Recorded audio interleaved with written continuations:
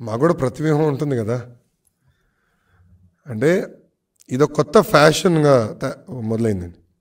కరెక్ట్గా ఎన్నికల ముందల ప్రతిపక్ష పార్టీలపైన బురద చల్లుతాం, ఉంది లేనట్టు చూపిస్తాం, సినిమాలు వేస్తాం. ఇది చూస్తే ఈ సినిమాకి అయ్యే బడ్జెట్ మొత్తం ఏకంగా సైకో జగన్ నుంచే వస్తుంది, ప్రతి రూపాయి వస్తుంది.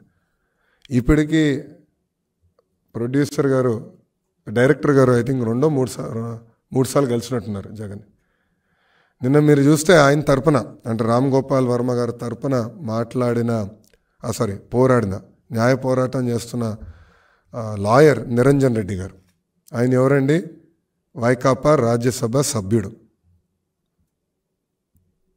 సో తెలంగాణ హైకోర్టులో, లోకల్ కోర్టులో నిరంజన్ రెడ్డి వెళ్ళి ఆయన రామ్ గోపాల్ వర్మ తరపున పోరాడుతున్నాడు, న్యాయ పోరాటం చేస్తున్నాడు అంటే దాని అర్థం ఏంటి? దీని వెనకాల ఎవరున్నట్టు? ప్రభుత్వం.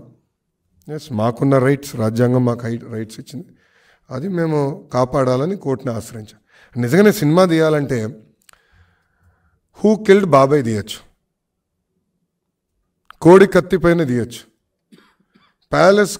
ప్యాలెస్లో జరుగుతున్న అవినీతి పైన తీయచ్చు, లేదంటే ప్యాలెస్ కుట్రల పైన తీయచ్చు. అది చేయకుండా లేనిది ఉన్నట్టు చూపిస్తే తప్పనిసరిగా మేము పోరాడతాం. మాకు రాజ్యాంగం కొన్ని హక్కులు కల్పించింది, ఆ హక్కుల్నే కాపాడాల్సిన బాధ్యత కోర్టుల పైన కూడా ఉన్నాయి.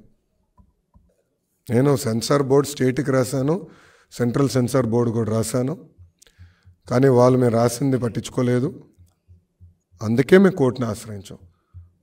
జనవరి 11th వరకు మళ్ళీ స్టే చేశారు, 11th మళ్ళీ వింటానని కోర్టు చెప్పింది. ఈ లోపల వీళ్ళు ఏం చేస్తారో చేయండి, we are ready for it, will face it.